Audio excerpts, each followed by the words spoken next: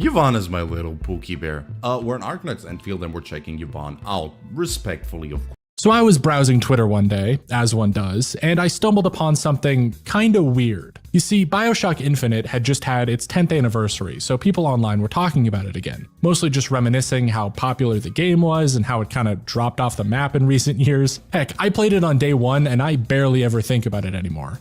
And that seems to be the common experience for most people. But one tweet about it in particular stuck out to me. It was actually a repost of a viral meme that had been made the year prior, and it goes something like this. BioShock Infinite was one of the most hyped games of its time, but its only lasting legacy was that the part of its main character was responsible for several breakthroughs in 3D animation. Almost immediately, this got me thinking. I had seen this tweet before. It was absolutely everywhere last year, with many people reposting it and sharing stuff like it, including myself. In fact, if you Google BioShock Infinite Legacy, it's one of the first things that pops up, which is pretty funny. But when I saw it this time, for whatever reason, I decided to look a little deeper. I'm gonna dismiss the part about the game's legacy because that is almost certainly a joke. After all, BioShock Infinite is also responsible for Matthew Matosis saying the N-word and this Cliffy B tweet, which are both much more important. But the idea that Rule 34 made about Elizabeth somehow revolutionized 3D animation feels like it might be true, or at the very least plausible enough that a ton of people reposted it without question.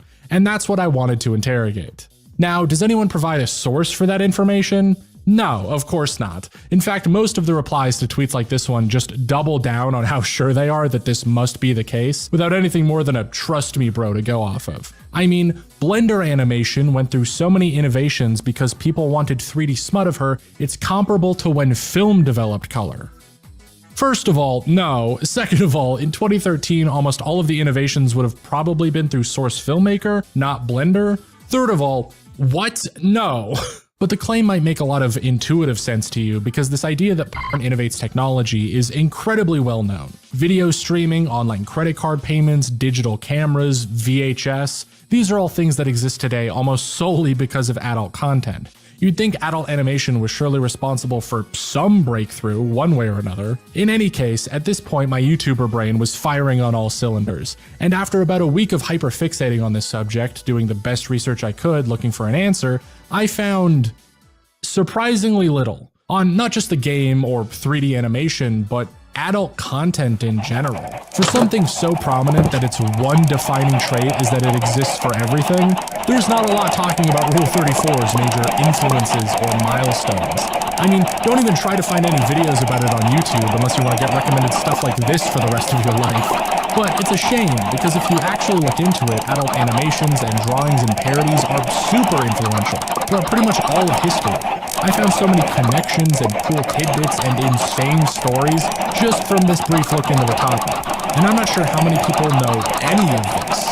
So if you're watching this video entirely to learn if BioShock Infinite did actually pioneer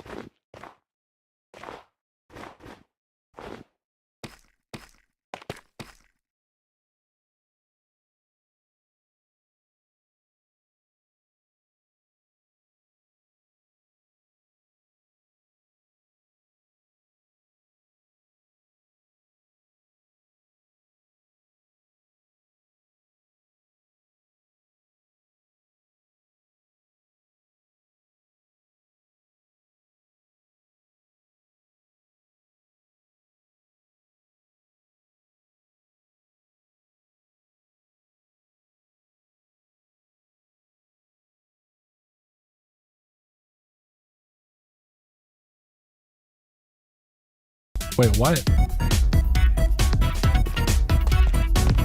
The origins of Rule 34 itself are pretty well known. In the early days of the internet, there was a lot of adult parody content being put online, especially in the form of lewd images. And in 2004, a webcomic was made by Peter Morley Soter, sharing their surprise at how common these images seem to be. The caption read, "Rule 34, if it exists, there is of it, no exceptions," and depicted Peter being shocked to see Calvin and Hobbes having some unspeakable things done to them. The comic also includes this fun little edgy joke at the bottom that flashbangs me every single time because everyone always crops it out, but it was a webcomic picked up by 4chan in 2004, so what do you expect?